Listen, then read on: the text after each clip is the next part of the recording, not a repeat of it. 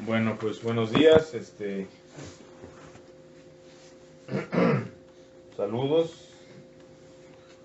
bueno, saludos nuestros, saludos también traigo del hermano David, que también hablé con él esta semana,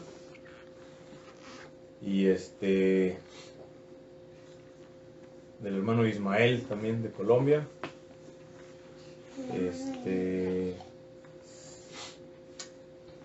no sé si alguien más, creo que nada más.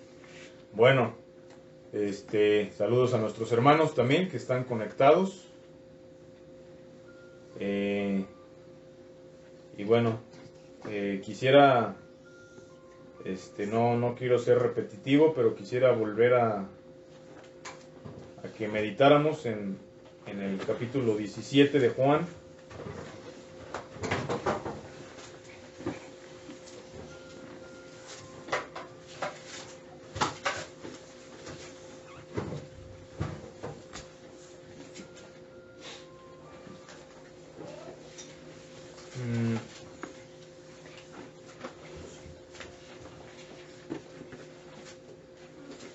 Realmente me parece un capítulo de los más hermosos de toda la Biblia, además muy profundo. Yo creo que los teólogos pueden sumergirse en esto y nunca conocer realmente de qué se trata, pero no creo que Dios o que el apóstol Juan estuvo pensando, bueno, voy a escribir esto para que los teólogos hagan sus elucubraciones y sobre la Trinidad y sobre la relación de Dios con su Hijo, ¿verdad? Sobre la eternidad y sobre la predestinación y no sé cuántas cosas sacan de aquí, ¿verdad? Más bien pienso que nos lo dejó pues con un propósito muy claro, ¿verdad? De que nosotros podamos, pues como decía el hermano Daniel al principio, ¿verdad? Podamos poner la mira en las cosas de arriba, ¿verdad? Y no en las de la tierra. Y podamos cumplir lo que el Señor quiere que para nosotros, de manera sencilla, de manera práctica, en el día a día, no para tratar de entender todo lo que aquí dice Jesús, ¿verdad? Sino sencillamente practicarlo, ver cuál es su deseo, porque al ser esta una oración de Él, pues este es su deseo que Él tiene por nosotros, esto es lo que Él desea para nosotros. Entonces, al darnos a conocer esto, podemos nosotros decir, bueno, si Jesús oró, si Él quiere esto de mi vida, esto es lo que voy a hacer, ¿verdad? Voy a vivir de esta manera. Entonces, no sé si se acuerdan que la vez pasada les dije que hizo 5 peticiones. Bueno, primero hizo una petición por Él mismo, en el versículo 1 y 2, que es que Él mismo sea glorificado, ¿verdad? Y ahí, bueno, habla cosas muy profundas. Y después su siguiente petición es,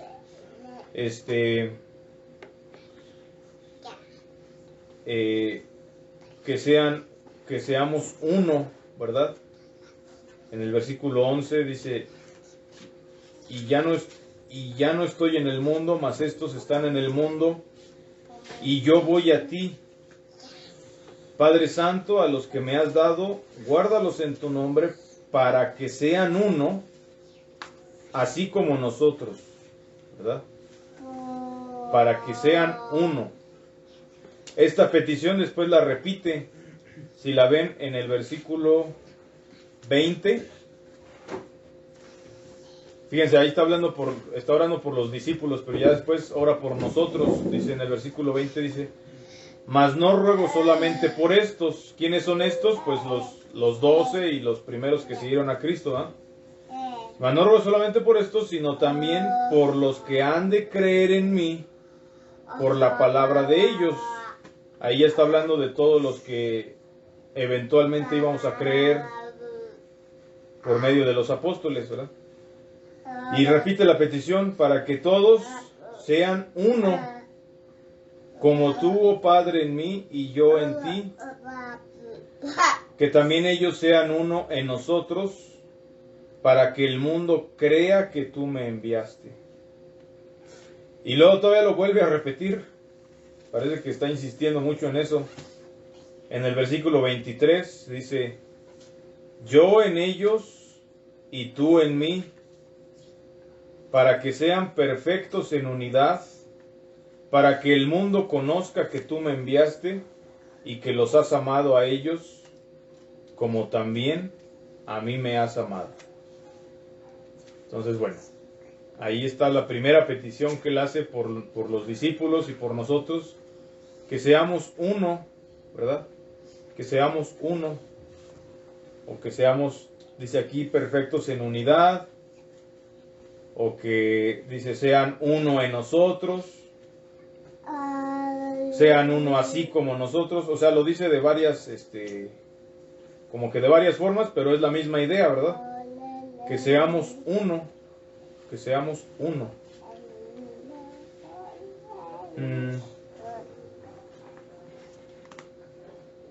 Es la única petición que repite tanto, porque ya después hace otras peticiones, ¿verdad? Les dije que son 5, bueno, si ustedes las cuentan, o a lo mejor ustedes encuentran más que yo, ¿verdad? Después en el versículo 13, ahora que tengamos gozo.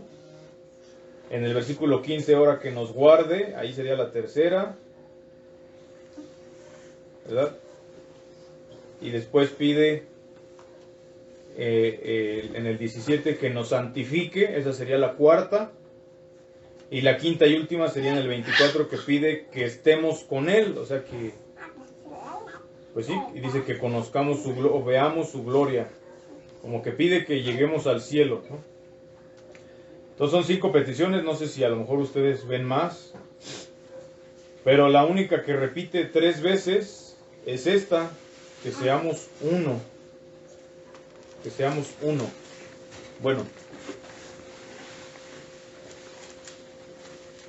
el Señor nos hace saber, ¿verdad?, que puede haber diversidad, pero a la vez puede haber unidad, ¿verdad?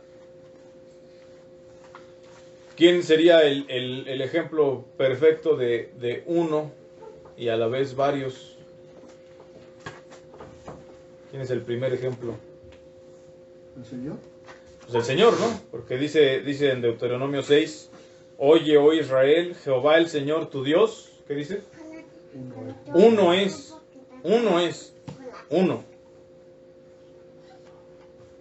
Pero ya cuando el Señor nos hace saber que Jesús también es Dios, ¿verdad? Y incluso Tomás lo adora y le dice Señor mío y Dios mío, ¿verdad?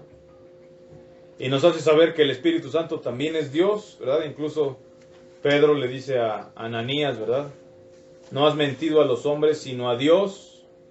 Y más adelantito dice, mentiste al Espíritu Santo. Pues entonces quiere decir que el Espíritu Santo es Dios, ¿verdad?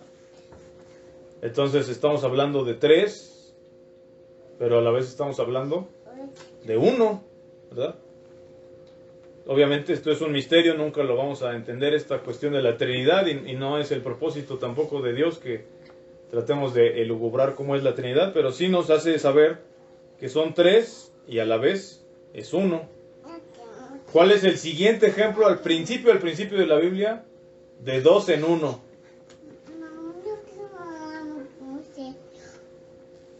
Dos en uno. Dice, y dejará el hombre a su padre y a su madre, y los dos, ¿cuántos son? Son 2, ¿verdad? Un hombre y una mujer, y los dos serán una sola carne, ¿verdad? Una sola carne. ¿Cómo? ¿Cómo puede ser eso? ¿Verdad? Y ahí pues está más diferente, porque el hombre y la mujer somos muy diferentes, ¿verdad? No solo físicamente, somos muy diferentes en muchos sentidos.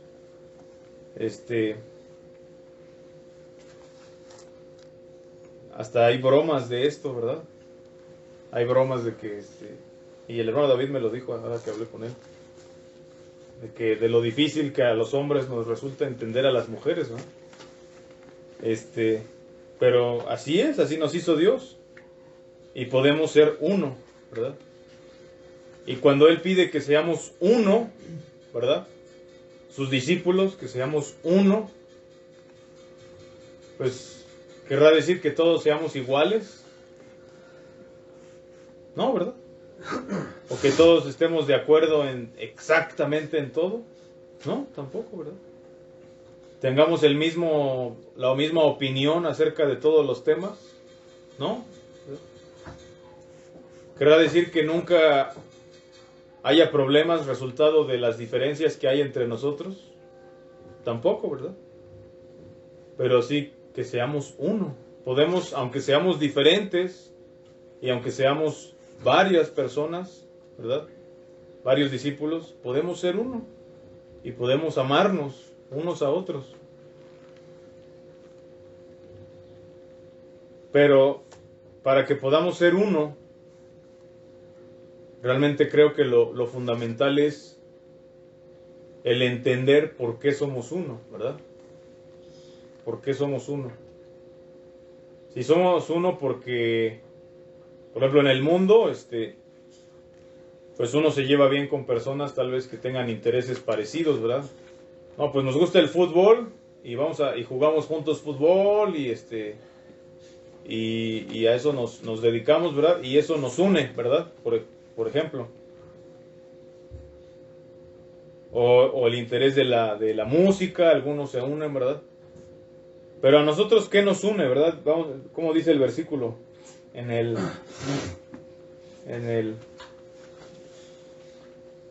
ya me perdí. En el 21 dice el Señor: para que todos sean uno, como tú, oh Padre, en mí y yo en ti, que también ellos sean uno en nosotros. Entonces, ¿qué es lo que nos une? ¿O qué es lo que debería unirnos, verdad? A pesar de nuestras diferencias. Es más, antes que eso, ¿verdad? ¿Qué debería unirme con mi esposa, verdad? Deberíamos estar unidos. Cuando Jesús dice en nosotros, pues se refiere a Él y al Padre Eterno, ¿verdad? Entonces, ¿qué debe unirme con mi esposa, verdad? Aunque seamos diferentes, aunque a veces pensamos diferente, ¿verdad? Pero ¿qué es lo que hace que yo pueda amarla y que ella se pueda sujetar, ¿verdad? Si es que lo estamos haciendo. Pues, ¿y qué es lo que nos une o debería unirnos? Pues, estar en Cristo y en su Padre, ¿verdad? Y a nosotros como hermanos, ¿qué debería unirnos? ¿Verdad? Aunque a veces pensamos diferente, debería unirnos nuestra relación con el Padre y el Hijo, ¿verdad? Entonces quiero volver a recordar el versículo 3 que la semana pasada también compartí. ¿Verdad? Dice el Señor: y esta es la vida eterna, que te conozcan a ti, el único Dios verdadero, y a Jesucristo, a quien has enviado. Fíjense, conocer a Dios, ¿verdad? En la Biblia, y hablando del matrimonio y de la unión, que somos una sola carne, los que tenemos esposa, ¿verdad? Somos una sola carne con nuestra esposa. Y en la Biblia, hablando de esto y relacionado de conocer a Dios, esta palabra conocer se usa como un eufemismo ¿para qué? Cuando dice que José no la conoció hasta que dio a luz a su hijo y le puso por nombre Jesús. No tuvo relaciones. Que no tuvo relaciones, ¿verdad? Está hablando de las relaciones físicas. Entonces, fíjense, cuando dice que conozcamos a Dios, creo que es algo muy profundo. O sea, no es nada más de saber. O sea, si la Biblia usa esta palabra conocer para referirse a una relación muy íntima, ¿verdad? Muy íntima, que donde no hay nadie más presente y que es muy privada y que es muy, ¿cómo decirlo? Exclusiva, ¿verdad? Así debemos conocer a Dios, ¿verdad? Así debemos aspirar a conocer a Dios. Todavía no lo conocemos como debe ser, ¿verdad? Lo estamos conociendo, ¿verdad? A través de estas decisiones que vamos tomando, a través de cómo Él nos va mostrando cosas, ¿verdad? Imagínense esa relación con Dios, ¿verdad? Obviamente Dios es espíritu, no podemos hablar de una relación física con Él, pero sí de una relación íntima, ¿verdad? De conocerlo, ¿verdad? De estar muy cerca de Él, de ser uno con Él, ¿verdad? Y vamos a ver si están de acuerdo. Acá en Corintios, ¿verdad? El apóstol Pablo nos habla de esto.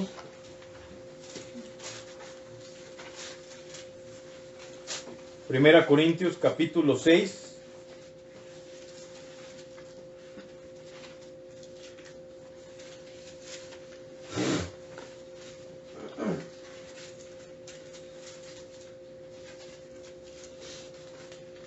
Primera Corintios capítulo 6. Voy a leer desde el 14. A ver. Dice, y Dios que levantó al Señor, también a nosotros nos levantará con su poder.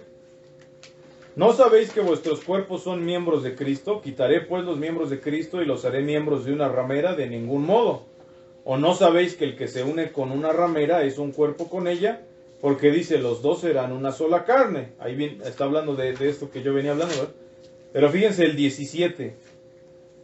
Fíjense el 17. Dice, pero el que se une al Señor, un espíritu es con Él.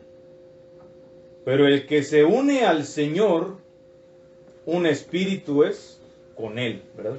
Entonces, así como Dios planeó y es algo santo y no hay nada de malo, ¿verdad? Aunque sí es algo privado, pero como Dios planeó una relación entre un hombre y una mujer en la carne, ¿verdad? Pero también podemos tener una relación de conocer a Dios y unirnos a Él en el Espíritu, que es aún más, pues es aún mejor, ¿verdad? Porque obviamente con nuestra esposa pues es algo hermoso, pero cuando nos muramos, dice el Señor, que ya no nos vamos a casar ni a ser marido y mujer allá, ¿verdad? Allá vamos a ser hermanos. Sin embargo, nuestra unión con Dios, bueno, ya sería especular, ¿verdad? Como si llegamos al cielo y veo a mi esposa, ¿qué le voy a decir? Hola, hola esposa. Yo espero que sí nos vamos a conocer y a recordar y amar, ¿verdad? No sé, la Biblia no habla de eso, pero a lo que voy es que unirnos con el Señor, ¿verdad? Podemos llegar a ser uno con Dios, ¿verdad? Estuve buscando en la palabra griega para uno, ¿verdad? Porque me interesó esto de ser uno y de la unidad.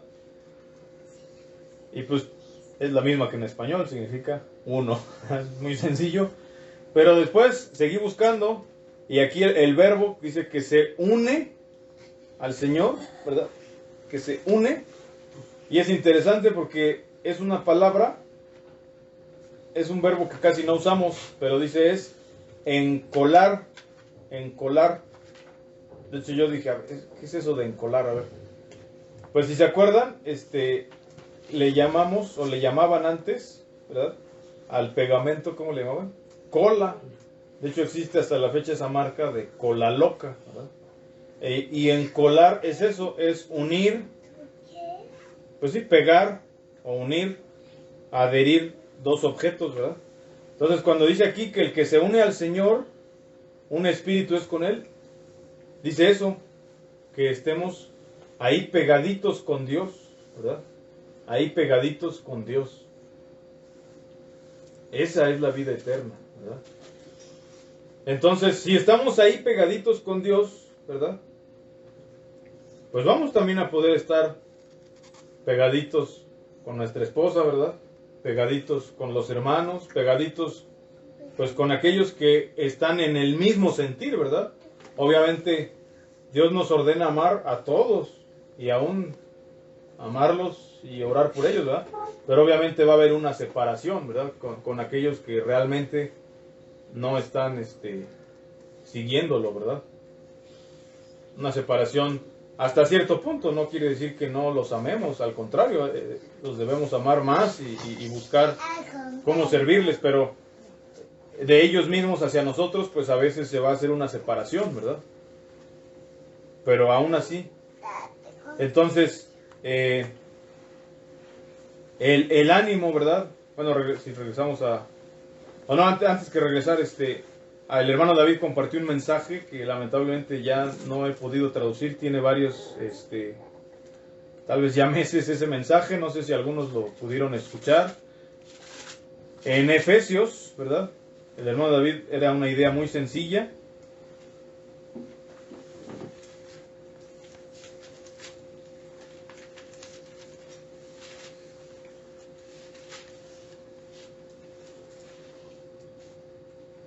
En Efesios 4, voy a leer del 1 al 3, dice: Yo pues, preso en el Señor, os ruego que andéis como es digno de la vocación con que fuisteis llamados, con toda humildad y mansedumbre, soportándoos con paciencia los unos a los otros en amor, solícitos en guardar la unidad del Espíritu en el vínculo de la paz.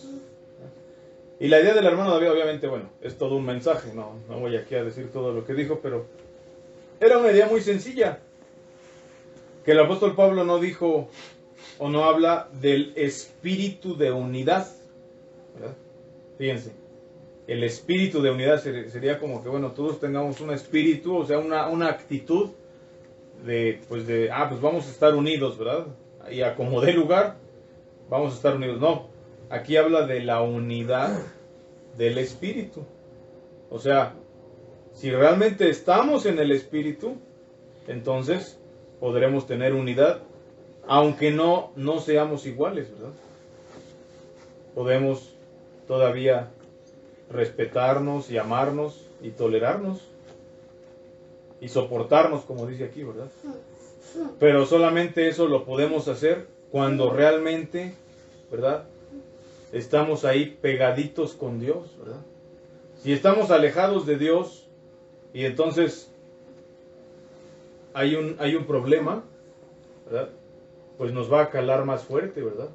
Pero si estamos pegaditos de Dios, como dice un himno, ¿verdad? Venga lo que venga, permaneceremos fiel a Dios, ¿verdad? Entonces, creo que es lo que debemos buscar, ¿verdad? Hace rato el hermano Daniel nos hablaba de esto, ¿verdad? De decisiones y de cómo él en el momento tal vez descuidó también su relación con el Señor, o al menos el devocional privado, ¿verdad? Yo también lo he hecho en épocas de mi vida, ¿verdad? No que el tener el devocional garantice automáticamente, ¿verdad?, que vamos a estar fuertes, ¿verdad? Pero sí, es una parte muy importante, ¿verdad?, nuestra relación con Él. Entonces, bueno, vamos a regresar a Juan 17 y ya terminar ahí.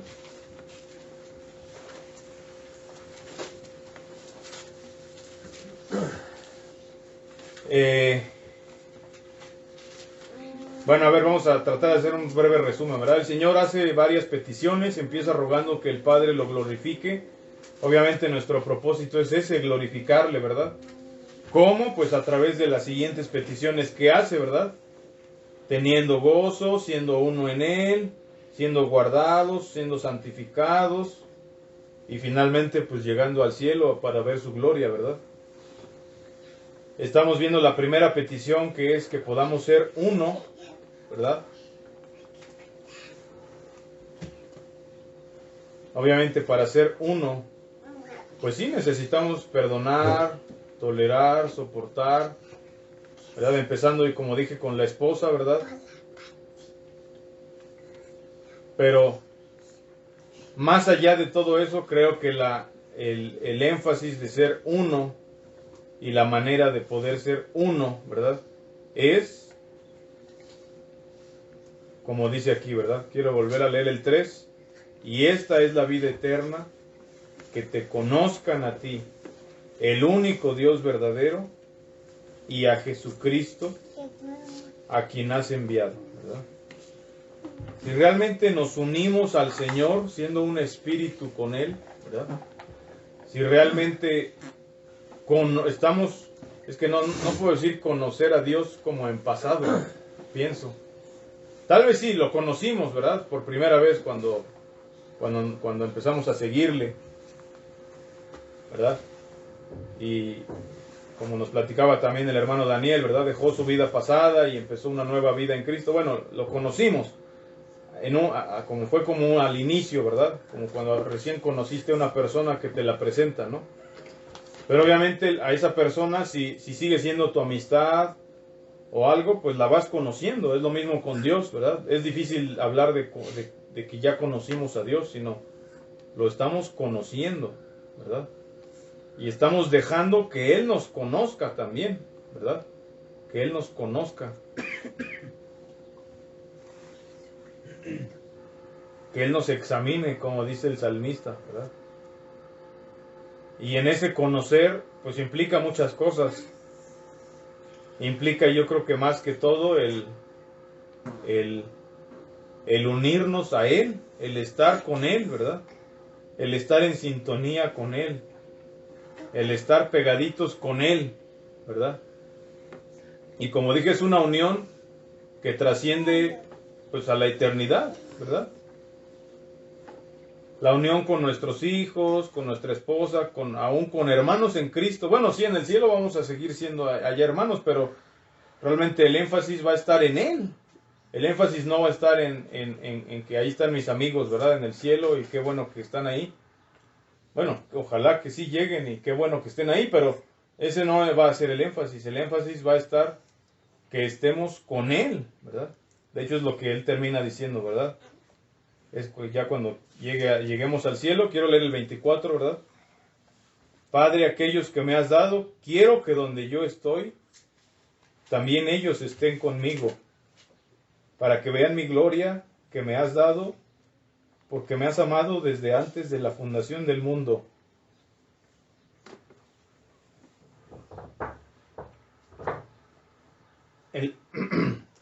El Señor quiere que estemos con Él, ¿verdad? Él quiere que veamos su gloria. Y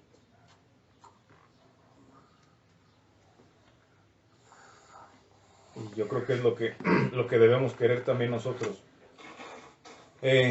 No sé si me di a entender, tal vez no tuvo un orden lo que comparto por puntos o algo así, pero son pensamientos de animarnos. Tal vez hay mucho en qué trabajar, en qué pensar, y que incluso hay más que escarbar de sacar de este pasaje, pero es el ánimo, ¿verdad?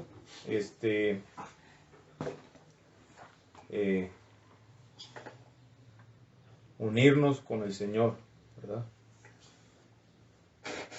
Y también con aquellos que le siguen y aún sirviendo al mundo. Ese es el final propósito. Es lo último que quería decir, ¿verdad? En el versículo 21, ¿verdad? Dice, para que todos sean uno como tú, oh Padre, en mí y yo en ti, que también ellos sean uno en nosotros, para que el mundo crea, ¿verdad? Queremos influenciar al mundo también, queremos que esto salga, ¿verdad? Bueno, son pensamientos misceláneos. Dios les bendiga y bendiga su palabra.